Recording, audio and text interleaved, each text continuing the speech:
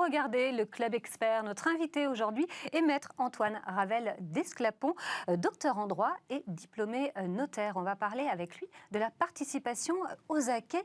Bonjour Maître, vous allez bien? Bonjour, très bien, merci. Merci d'être avec nous. Alors, quand on est un couple et qu'on décide de s'engager, plusieurs possibilités s'offrent à nous. On va en parler. Pour commencer, comment puis-je organiser ma vie de couple juridiquement? Alors, c'est un très joli projet, je ne peux que vous soutenir. Un peu comme au restaurant, vous avez trois possibilités. Soit le plat économique, le plat du jour, allez, on va dire le plat du jour. Et donc ça, c'est le concubinage. C'est une situation de fait. Vous vivez en couple. Le droit en tire quelques conséquences, et il en tire d'ailleurs de plus en plus de conséquences, mais vous voyez, la protection, elle est vraiment minimale. Mais soyons honnêtes, vous voulez vous protéger à minima aussi. Vous avez pris le plat du jour. Voilà.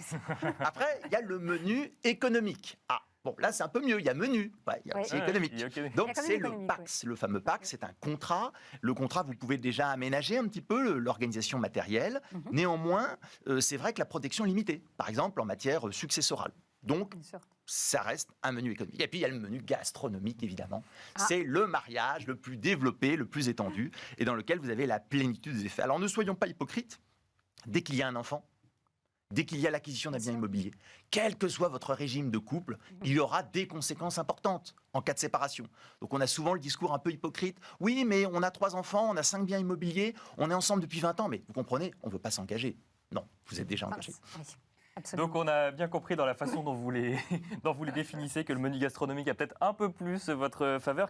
Revenons peut-être un petit peu sur ce que c'est qu'un régime matrimonial au sens potentiellement juridique du terme. Oui, exactement. Alors vous avez raison. Donc on parle de régime alors qu'on va au restaurant. Bien sûr, ouais, c'est ça. On va essayer. Alors, dans un menu gastronomique, il y a des plats qui vous sont imposés, nous sommes d'accord. Si vous vous mariez, la fidélité. Pas les fidélités successives, attention, la vraie fidélité. Ça va être également, bien sûr, la reconnaissance des enfants.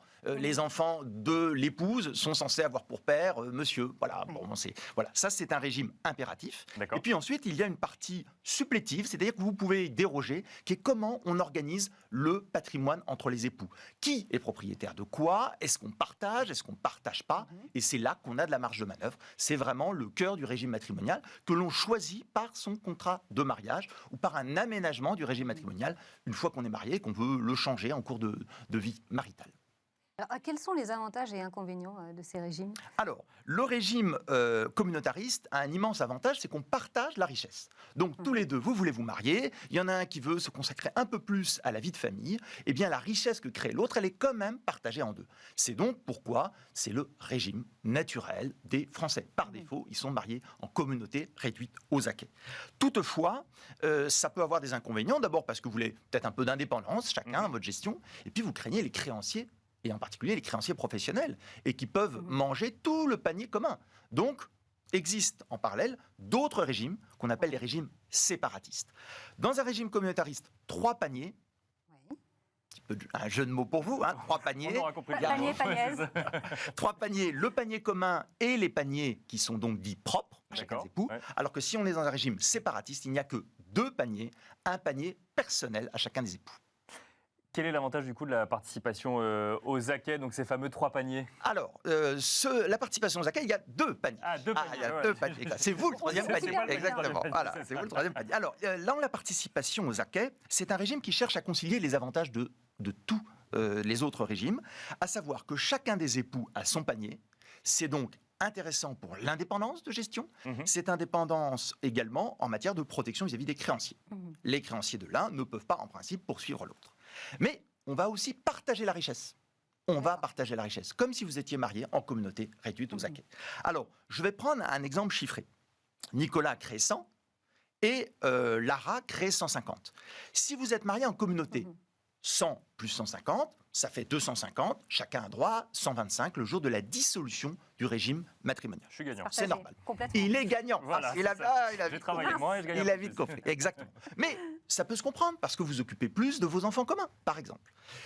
D'autre part, vous voulez être en participation aux acquets. Alors là, chacun chez soi, mais Dieu pour tous, on va quand même partager la richesse. Pourquoi? Parce que là, vous avez créé 50 de moins. Elle a créé 150, vous avez créé 100. Donc, elle va devoir restituer 25. Donc, elle est bien indépendante, mais on partage la richesse. Ce qui fait que vous faites votre calcul sans plus les 25 qu'elle vous reverse, vous avez bien 125. Et 150 moins 25, elle a bien 125. On a bien partagé la richesse. C'est ça l'amour. Hein, voilà. Et alors, quelles sont les limites, pas à l'amour, mais du coup oui, ça, c'est bien. à ce dispositif? Alors, les limites, vous avez raison. D'abord, c'est un régime qui est mal présenté. Le plus souvent, on vous dit c'est un régime séparatiste qui devient un régime communautariste. Ben, c'est faux, puisque les 100, les 150, ils ont été créés pendant tout le long de l'Union. Donc souvent, comme il est mal présenté, il est mal compris.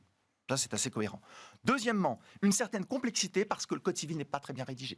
Mais à culpa, il est rédigé sur beaucoup de choses très bien, et surtout quand il était le Code civil des origines. Mais là, il est mal rédigé, il peut y avoir des erreurs d'adaptation. Donc il faut que le notaire rédige très bien le contrat ou les aménagements pour qu'on ait un bon résultat économique. Troisièmement, la Cour de cassation, en 2019, et puis elle a recommencé le 31 mars 2021, ne nous permet pas d'exclure les actifs professionnels. La pratique, en général, on excluait les actifs professionnels, ce qui se comprend parce qu'on ne voulait pas les partager. Ils sont plus compliqués. Si vous avez créé, et vous avez ici des entrepreneurs, une entreprise qui vaut 1 million, c'est quand même plus difficile à liquider du jour au lendemain qu'un actif immobilier d'1 million. Bien sûr. Ouais. Voilà, donc c'est une limite. Et puis, dans tous les cas, il faut de la traçabilité, bien sûr. Et un bon régime pour concurrents, peut-être. Alors, c'est un bon régime dès lors qu'il est adapté. Hein, on est comme dans la cuisine. Vous choisissez les plats selon vos goûts et vos sensibilités. C'est le régime légal en Allemagne, donc il ne faut pas le regarder avec mépris. D'ailleurs, c'est le régime légal franco-allemand, pour être très précis. C'est un régime pertinent. Néanmoins, effectivement, on a cette nuance de la Cour de cassation qui nous impose de ne pas pouvoir y mettre les actifs professionnels. Ce n'est pas une bonne idée. Merci beaucoup, Maître Antoine de Ravel, d'Esclapon, docteur en droit et diplômé notaire, de nous avoir expliqué un petit peu ce que c'est que cette participation aux acquis avec 2 paniers, donc, et pas 3 paniers comme je le disais tout à l'heure. Merci à vous également de nous avoir suivis. C'était un plaisir de vous retrouver, Laura, pour ce début de semaine et de vous retrouver également. Et on se donne rendez-vous demain pour un nouveau numéro de Smart Patrimoine. À demain.